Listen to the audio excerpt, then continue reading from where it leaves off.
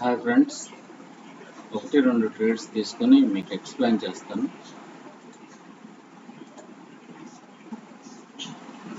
చూడండి, ఇక్కడైతే seller level ఉంది. సెల్లర్ లెవెల్ ఉంది కదా అని చెప్పి గుడ్డిగా మనం ట్రేడ్ తీసుకోవడానికి లేదు.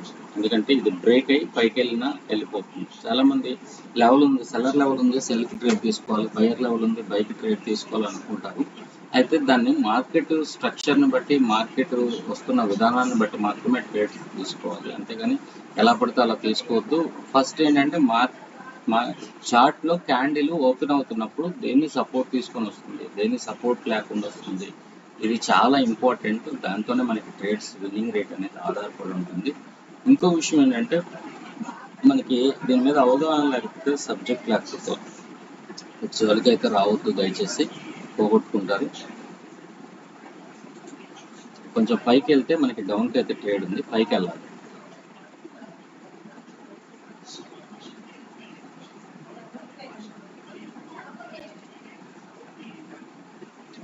కొంచెం పైకి వెళ్తే ట్రేడ్ ప్లానింగ్, పైకి వెళ్ళినట్టు.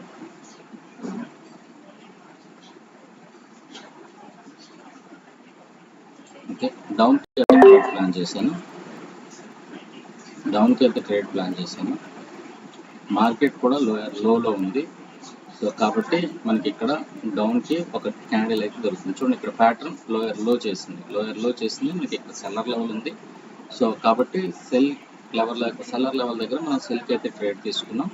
ఇది మంచి విన్నింగ్ ట్రేడ్.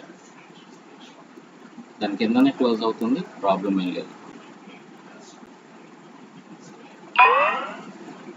ఓకే, ఎప్పుడైనా సరే మనకి ప్యాటర్న్ ఏం చేస్తుంది, అక్కడ ట్రేడ్స్ ఎలా వెళ్తున్నాయి ఏంటి అనేది చూసుకోవాలి. అప్పుడే మనం విన్నింగ్ అవుతుంది. ఓకే, ఇది మీకు అర్థమైంది అనుకుంటాను. సో ఇంకొక ట్రేడ్ మనకి ఎక్కడ దొరికితే ఆ ట్రేడ్ కూడా ప్లాన్ చేద్దాం.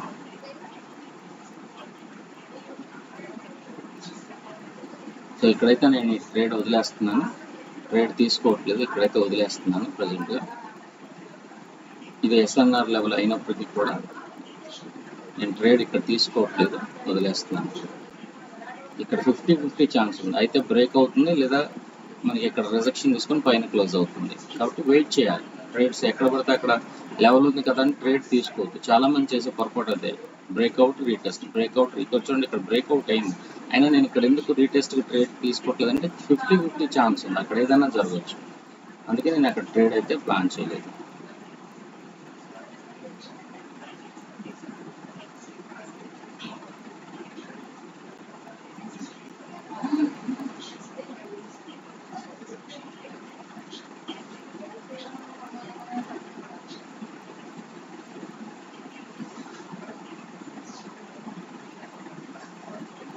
సో ఇక్కడ కూడా నేను వెయిట్ చేస్తున్నాను, ఈ క్యాండిల్ కూడా వెయిట్ చేస్తున్నాను. ట్రేడ్ అయితే తీసుకోవట్లేదు, ఎటువైపు తీసుకోవట్లేదు, ఏ డైరెక్షన్ వైపు ట్రేడ్ తీసుకోవట్లేదు, ఇది వదిలేస్తున్నాను.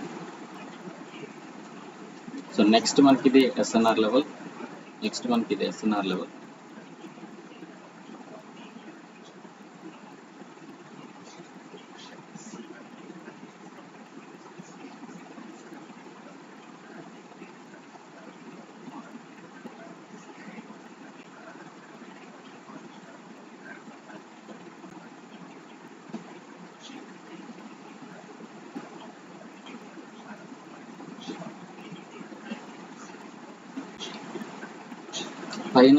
పైనకి వెళ్తే ట్రేడ్ తీసుకుంటున్నాం. పై లెవెల్ టచ్ అయితే మనకి ట్రేడ్ ఉంది, పై లెవెల్ టచ్ అయితేనే ట్రేడ్, లేకపోతే లేదు.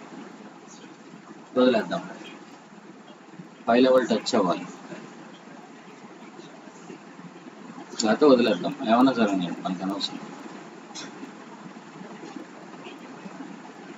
చూడండి, ఎస్ఎన్ఆర్ లెవెల్ బ్రేక్ అయింది, రీటెస్ట్ అని ప్లాన్ చేస్తే లాస్ అవుతారు. ఇక్కడ ఏదన్నా జరగనండి, వదిలేసుకోవటం మంచిది. సో ఇట్లాంటి చిన్న చిన్న బేసిక్స్ అనేవి ఉంటాయండి, అవి తెలుసుకోవాలి. తెలుసుకోకపోతే లాస్ అయిపోతాం, ట్రేడ్స్ అనేవి లాస్ అయిపోతాం.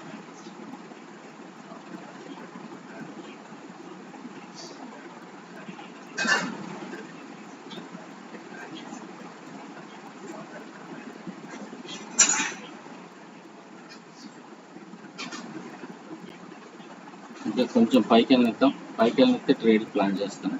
కొంచెం పైకి వెళ్ళిద్దాం, కొంచెం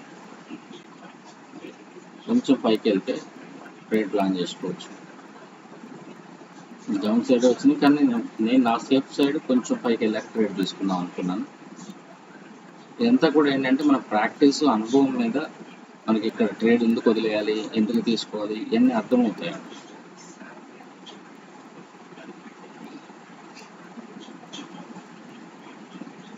చూడండి, మార్జినల్ సేఫ్టీ తీసుకోవడం అంత ఇంపార్టెంట్. పైకి వెళ్తే ట్రేడ్ తీసుకుంటాను వదిలేసింది. రీజన్ ఏంటంటే లెవెల్స్ ఉన్నాయి కింద, ఏ లెవెల్కి రెస్పెక్ట్ చేసి ఎలాగ వస్తుందో తెలియదు. అందుకే నేను మార్జినల్ సేఫ్టీ కోసం వెయిట్ చేశాను, అది దొరకలేదు, వదిలేసాను.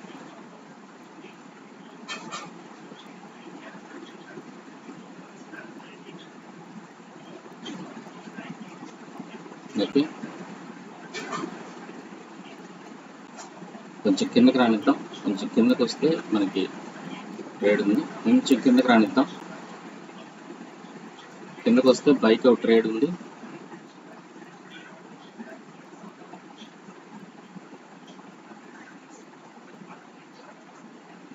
ఓకే, బైక్ అయితే ట్రేడ్ ప్లాన్ చేస్తున్నాను.